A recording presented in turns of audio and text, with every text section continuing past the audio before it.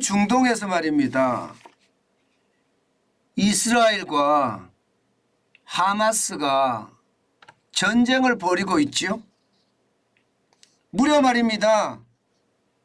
순식간에 하마스가 로켓을 2,500발 이상 5,000발까지도 발사를 했다고 해요.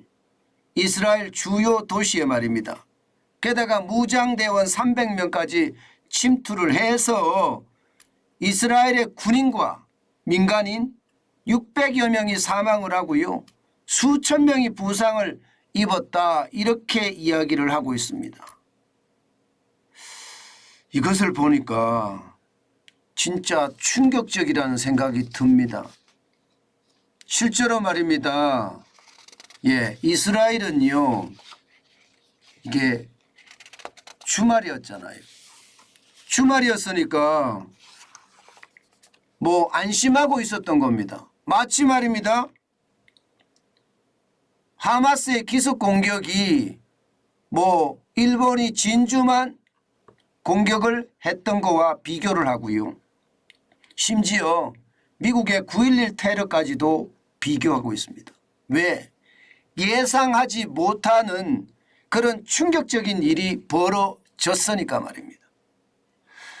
자칫 말입니다. 지금 세계는요, 굉장히 바짝 긴장하고 있습니다. 그만큼 말입니다. 이 중동 지역에 이스라엘을 두고 하마스와 전쟁을 벌이니까요, 이 지역의 구도가 굉장히 달라질 겁니다.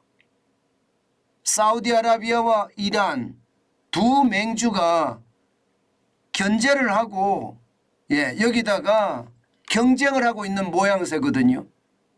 최근에는요, 사우디아라비아가 이스라엘하고요, 외교 관계를 맺으려고 했다, 이런 얘기까지 나왔었거든요. 아마 외교 관계가 성립이 됐을 수도 있습니다. 그런데 지금 전쟁이 터졌으니까 앞으로 어떻게 될지 굉장히 두려운 양상으로 번져질 것 같습니다. 문제는요, 지금 전쟁이 제5차 중동전쟁으로 발전할까 두려운 거예요. 당장은 말입니다. 이스라엘하고 하마스가 지금 전쟁을 벌이고 있지만요, 이미 말입니다. 헤즈볼라라는 이게 팔레스타인 무장단체도 전쟁을 선언하고 실제 전쟁에 참여를 하고 있거든요. 여기에는요, 하마스가 혹은 헤즈볼라가 자금이 그렇게 넉넉한 곳이 아니잖아요. 결국 이란이 후원하는 것 아니냐, 이란이 뒤에 있는 것 아니냐, 이렇게까지 이야기할 정도로 복잡해졌고요. 여기에다가 이라크나 시리아나 예멘에서는요, 이스라엘에 대한 어떤 반대 시위를 지금 하고 있습니다. 보시는 것처럼 이 그래프에서 보시는 것처럼 복잡하죠. 이스라엘은 하나고요. 여기에다가 팔레스타인이 하마스, 헤즈볼라, 이란, 그리고 이라크, 시리아, 예멘까지도 지금 이스라엘을 공격할 수도 있는 최악의 어떤 상태가 벌어지고 있는 겁니다. 자칫 잘못하면요, 이거 제5차 중동전쟁으로 발전할 가능성이 굉장히 높습니다. 게다가 미국 입장에서는 이게 5차 중동전쟁으로 발전하지 않기 위해서 지금 다독거리고 있는 판이거든요. 사우디아라비아도 다독거려야 될 거고요. 이라크, 시리아, 예멘도 계속 다독거려야 될 겁니다. 그렇지만 이게 상황이 상황인지라 인명살상이 굉장히 많이 나고 있는 이 상태에서 과연 말입니다. 이게 어느 정도 가능할까, 이런 이야기들을 많이 합니다. 이스라엘의 네탄야후 총리는요, 이 기습 공격에 대해서 말입니다, 즉각적인 보복 공습을 단행을 했고요. 하마스의 어떤 주둔지를 피폐하게 만들겠다. 이렇게까지 보복 선언을 한 상태입니다. 이렇게 되면 여러분 전체 전쟁의 양상은 굉장히 커질 수가 있고요.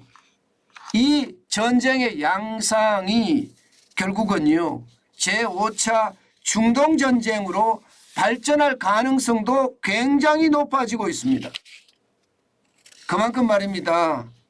상황 자체가 지금 그 어느 때보다 심각하다 이렇게 생각을 하고 있고요. 그동안 말입니다. 이스라엘에는 모사드라든가 또 국내 어떤 정보기관들이 정보를 잘 탐지를 해서 말입니다. 로켓포가 날라오면 아이언돔이라는 걸 가지고 로켓을 다 공중에서 박살을 냈거든요. 그런데 이번처럼 말입니다. 2,500발, 5,000발이 넘어오니까 이것도 무용지물이 됐어요. 그야말로 이스라엘 전역이 지금 상황이 어려워지고 있다. 이런 얘기가 계속 나오고 있습니다. 자, 이렇게 되면 말입니다. 결국 말입니다. 1차 중동전쟁이 일어났던 이스라엘 건국대 1948년부터 시작을 해서 4차 중동전쟁이 일어났던 1974년 라마다 전쟁이라고 하죠. 그 이후에 50년 만에 지금 5차 중동전쟁 터질 가능성을 굉장히 우려하고 있습니다. 아마 이렇게 되면 말입니다. 오늘 양상이 어떻게 전개될지 좀 더 지켜봐야 되겠지만 시장은 요동칠 가능성 굉장히 높습니다. 실제로도 말입니다. 이 4차 중동전쟁 1973년에 있었죠. 이 전쟁이 일어나기 전에 사실 말입니다. 국제유가 요동쳤거든요. 실제로도 보면 말입니다. 1차 오일 쇼크, 2차 오일 쇼크가 결국은 말입니다. 4차 중동전쟁으로 인해서 왔습니다. 그만큼 말입니다. 물가는 폭등했고요. 성장률은 폭락했습니다. 지금 보시는 것처럼 말입니다. 1차 오일 쇼크 때 많이 떨어질 때는요. 성장률이 마이너스 2% 이상이 떨어졌고요. 물가는 12% 이상 폭등했습니다. 2차 오일 쇼크도 마찬가지입니다. 성장률은 2% 가까이 떨어졌고요. 심지어는요. 1982년, 83년에는 더 많이 떨어졌습니다. 물가는요. 16% 가까이 올라갔습니다. 이런 충격적인 숫자가 있거든요. 이렇게 되면 말입니다. 지금 국제유가 어떻게 될까요? 지금이야 휴일이라서 거래를 안 해서 아직 시장이 어떤 반응이 일어날지 모르지만 일단 지금까지는요. 연말까지 유가가 100달러까지 간다는 그런 전망까지 나왔었습니다. 실제 서부 텍사스산 중진유가 9월 27일에 배럴당 93.68달러까지 올라가고요. 10월 3일, 10월 5일을 거치면서 유가가 엄청나게 떨어졌습니다. 그런데 이렇게 전쟁이 발발을 하면 이것은 말입니다. 상황이 완전히 달라집니다. 이렇게 되면 여러분 최악의 오일 쇼크가 안 온다는 이야기 할 수 없을 겁니다. 그만큼 말입니다. 유가가 지금 어떻게 될런지 시장도 바짝 긴장하고 있습니다. 지금 유가가 만약에 지금처럼 떨어졌다가 이게 두바이유 같은 경우가 이제 대표적인 거 아니겠습니까? 86.93달러인데 6.79달러가 줄어들었거든요. 93.36달러까지 올라가다가 말입니다. 그런데 이게 떨어졌단 말입니다. 그런데 전쟁이 일어났어요. 어떻게 될까요? 아마 예상했던 것보다가 확전이 되면 원유를 제때 생산을 못할 겁니다. 제때 생산 못한다는 것은 공급에 문제가 생긴다는 뜻이에요. 공급에 문제가 생긴다는 뜻은 그냥 뒤집어서 생각하면요. 가격이 엄청나게 올라간다는 뜻입니다. 이렇게 됐을 때 시장의 분위기 어떻게 될까요? 굉장히 두려운 일이 일어날 수가 있겠죠. 북해산 브렌트도요. 지난 9월 27일에는 96.55달러까지 올라갔었습니다. 그러던 것이 12.66%가 떨어져서 84.33달러를 기록하고 있거든요. 그런데 중동 전쟁이 지금 굉장히 큰 어떤 악재를 가져다 주지 않을까, 그런 예상 충분히 할 수 있습니다. 문제는 여러분, 문제는 세계가 점점 이러다가 전쟁의 공포에 휘말리는 것 아니냐, 이런 이야기까지 나오고 있어요. 다시 말해서 우크라이나 러시아가 전쟁을 하고 있는 판에 5차 중동 전쟁까지 벌어진다, 여기에 중국이 통일전쟁까지 벌린다, 이런 게까지 만약에 확전이 된다면 결국은 3차 세계대전으로 발전할 가능성이 굉장히 많다는 뜻이잖아요. 이것은 여러분, 세계가 전쟁의 공포에 휩싸이는 것도 휩싸이는 거겠지만 더 큰 문제는요, 경제는요, 1930년대 대공황 이후로 최악의 상태로 몰고 갈 수도 있습니다. 그만큼 말입니다, 상황이 진짜 좋지 않아요. 지금처럼 말입니다, 이렇게까지 발전한다는 것은요, 결국은 말입니다, 세계 경제가 또 한 번 엄청난 고통을 겪지 않을까 하는 생각도 해봅니다. 참 안타까운 이야기이긴 하지만요, 제가 여러분께 꼭 말씀드리고 싶은 것은요, 제일 중요한 것이 말입니다, 제일 중요한 것이 위기는 기회라는 이야기. 참 안타깝지만 말입니다, 참 안타깝지만 위기는 기회라는 이야기도 저는 충분히 통할 수 있는 그런 상황이 아닌가, 이런 생각도 해봅니다.